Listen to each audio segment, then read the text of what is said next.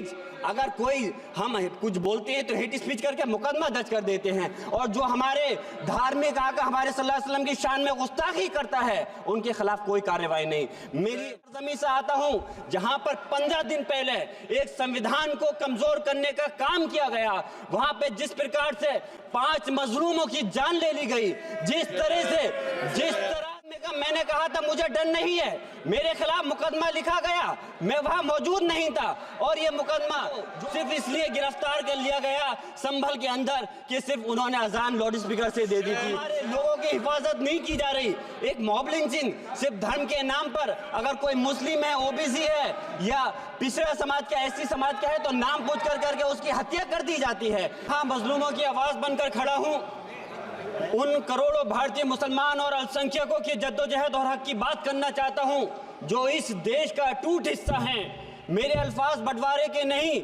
बल्कि इत्तेहाद के हैं, मेरे अल्फाज मायूसी के नहीं बल्कि एक उम्मीद के हैं, ऐसी उम्मीद जो कि हमारे इस देश को जोड़ना चाहती है, हकों की छीनना चाहते हैं।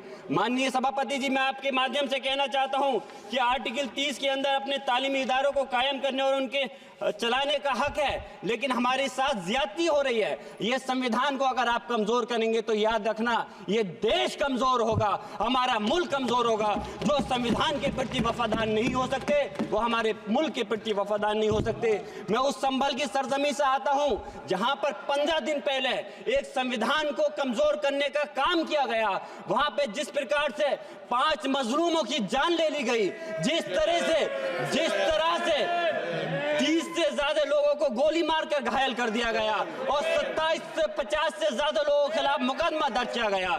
मैं पूछना चाहता हूं माननीय सभापति जी, मैं सांसद हूं, मैं अपने मुकदमे का, मैंने कहा था मुझे डर नहीं है, मेरे खिलाफ मुकदमा लिखा गया, मैं वहां मौजूद नहीं था, और ये मुकदमा जो हमारे चाहे विपक्ष के सांसद हो या सत्ता पक्ष के सांसद हो, आप याद रखिए जनता की आवाज हो, जनता के बीच में जाकर के आपके जवाबदेही बनती है, और मैंने अपनी जनता की आवाज को उठाने का काम किया तो क्या गलत किया था। माननीय सभापति जी, सिर्फ इस बुनियाद पे मुकदमा लिख दिया गया।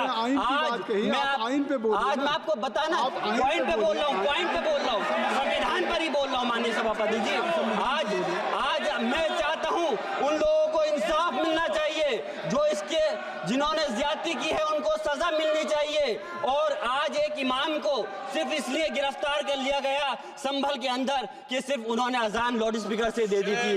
अफसोस है कि आज हमारे साथ ऐसी ज्यादती हो रही है। माननीय अध्यक्ष जी, हमारा संविधान किसानों को मजबूती की बात करता है जो इस देश की रीढ़ की हड्डी है। 130 किसान जो 10 दिन से ज्यादा समय से जेल में बंद हैं, आप किसानों को हक नहीं दे पा रहे तो किसको हक देने का काम करोगे। मैं अफसोस करता हूँ आज पूरे प्रदेश और मुल्क के अंदर जिस तरह से हमारे लोगों की हिफाजत नहीं की जा रही। एक मॉब लिंचिंग सिर्फ धर्म के नाम पर, अगर कोई मुस्लिम है, ओबीसी है या पिछड़ा समाज का, एससी समाज का है, तो नाम पूछ कर करके उसकी हत्या कर दी जाती है।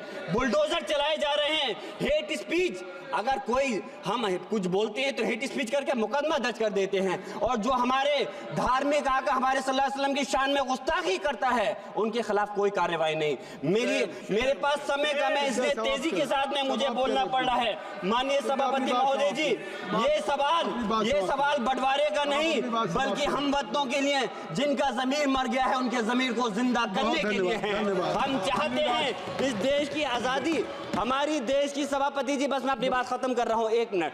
हमारी देश की आजादी के लिए मैं ये कोई बंटवारे की बात नहीं कर रहा, लेकिन हमारे मुस्लिम और हिंदू समाज सब लोगों ने मिलकर के इस देश को आजाद कराने का काम किया था। आज उनके साथ ज्यादती क्यों की जा रही है? हम लोग अपने इस मुल्क के अंदर मजबूरी से नहीं रुके, बल्कि हम जो है अपनी मर्जी से रुके थे। हमारी मुल्क को आजाद कराने में हजारों लाखों मुसलमानों ने शहीद हुए थे। माननीय सभापति जी, कॉन्क्लूड कर रहा हूँ, सिर्फ राजकुमार से